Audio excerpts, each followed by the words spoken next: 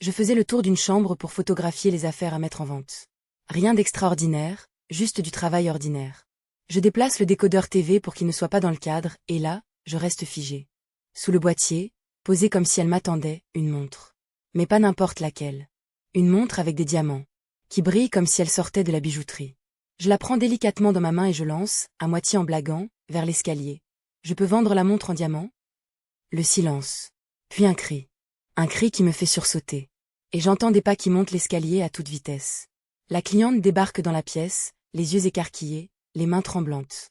Elle s'empare de la montre et elle commence à pleurer. Elle me raconte alors que son mari la lui avait offerte pour leurs 25 ans de mariage.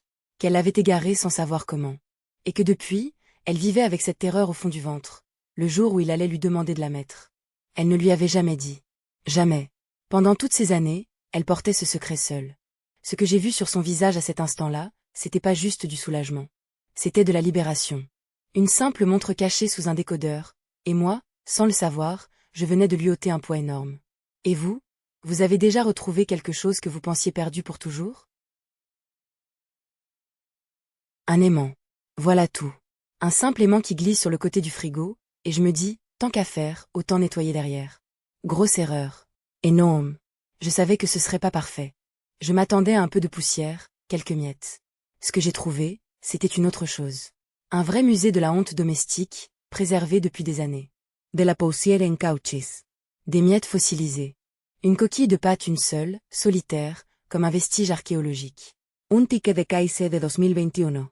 Assez de poils d'animaux pour reconstituer un animal entier. Et une tache collante dont je refuse de chercher l'origine parce que ma santé mentale ne le supporterait pas. Le sol n'était même pas sale de façon normale. Il était sale comme si cette zone avait été abandonnée par la civilisation et oubliée par les lois de l'hygiène. Le nettoyage en lui-même? Pas si long. Aspirateur, chiffon humide, produits doux, et beaucoup de honte silencieuse. Maintenant, c'est propre. C'est nickel. Mais le problème, c'est que je sais. Je sais ce qui peut se cacher derrière les grands appareils pendant qu'on se croit quelqu'un de propre. Ce matin encore, je pensais que ma cuisine visible, c'était toute ma cuisine. Cette version de moi me manque déjà. Et vous avez regardé derrière votre frigo récemment? Réfléchissez bien avant de répondre. On m'appelle pour évaluer une propriété. 4 hectares, une maison, et juste à côté, un hangar métallique de 50 mètres de long. La famille me dit juste, il est décédé il y a 8 mois. Un homme seul. Pas d'inventaire. Personne n'est entré depuis. J'ouvre les grandes portes en fer. Et là, je m'arrête net. C'est comme si le temps s'était figé sur un siècle entier. Des voitures alignées dans l'obscurité. Des motos recouvertes de poussière, comme endormies. Des étagères qui montent jusqu'au plafond avec des journaux jaunis, des jouets d'enfants, des enseignes émaillées, des pièces détachées, des livres empilés en colonnes instables. Des décennies entières entassées là, de 1910 à 1990, couche par couche, comme des strates géologiques. Mon cœur s'emballe. Parce que dans ce genre d'endroit, n'importe quelle caisse poussiéreuse peut cacher une fortune. Une moto de collection peut valoir des dizaines de milliers d'euros. Un jouet en bois des années 40 peut partir aux enchères pour une somme folle. Mais la famille ne veut pas attendre 2 ans à tout trier pièce par pièce. Ils vendent tout. Le hangar entier. Avec la propriété. Je prends des photos en tremblant un peu. La tête qui tourne. Parce que je suis au milieu de quelque chose d'immense et je ne sais pas encore ce que je regarde vraiment. Ce que j'ai découvert sur les motos ensuite. Personne ne s'y attendait. Est-ce qu'on devrait tout vendre d'un coup, ou certains trésors méritent-ils d'être sauvés? J'ai 26 ans et j'ai fait la chose la plus difficile de ma vie il y a quelques heures. J'ai décroché mon téléphone et j'ai appelé les services sociaux sur mes propres parents. Mes 2 petits frères vivent encore là-bas.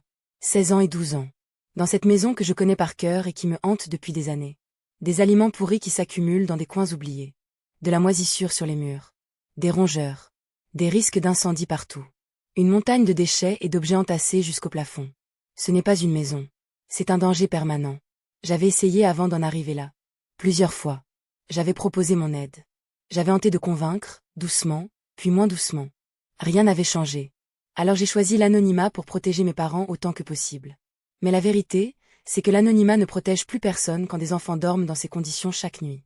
La dame des services sociaux m'a écouté sans me juger. Je lui ai dit que j'étais prête à accueillir mes frères chez moi si nécessaire. D'autres membres de la famille peuvent aussi les héberger. Ils ne seront pas séparés de tout le monde. Cette pensée m'a permis de respirer à nouveau. Ce soir, j'écris ça et je ressens tout en même temps. La culpabilité, le soulagement, la peur, et quelque chose qui ressemble à de l'espoir pour la première fois depuis longtemps. C'était au-delà du difficile. Mais je l'ai fait. Alors ce soir, je compte ça comme une victoire. Une toute petite victoire qui a coûté très cher. Est-ce que vous auriez eu le courage de faire pareil pour protéger quelqu'un que vous aimez? Il a fouillé mon téléphone. Et il est tombé sur quelque chose que je n'aurais jamais voulu lui montrer. Pas mes messages. Pas mes photos de soirée. Pire. Mes conversations avec une IA. Celle où je me confiais comme je ne l'ai jamais fait avec personne. Parce que je n'ai pas les moyens de payer un psy en ce moment, ces chats étaient mon seul espace de parole. Mon seul endroit safe. Il a tout lu. Les photos que j'avais partagées de la maison où j'ai grandi. Une maison d'accumulateurs compulsifs. Des années de saleté, de chaos, de honte. Des images que j'avais mises des années à accepter de regarder moi-même.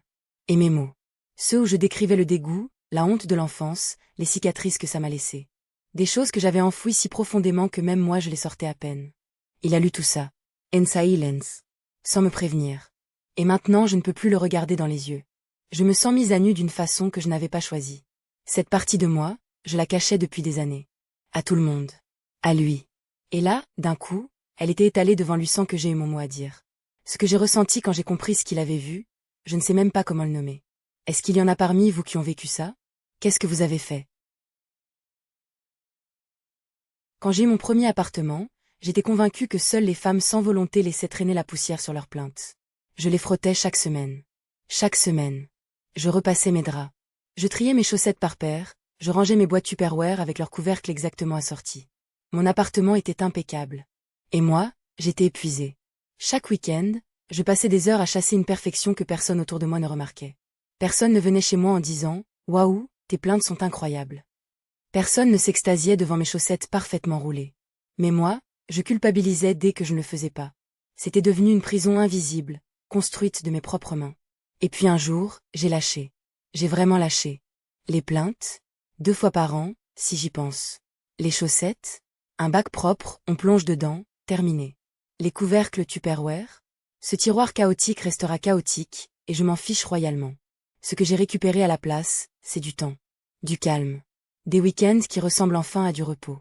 Personne ne vous dira que lâcher prise sur la perfection, ça peut changer votre vie. Mais moi, je vous le dis. Et toi, quelle corvée ou quel standard de propreté tu t'imposais sans raison et que tu as enfin décidé d'abandonner?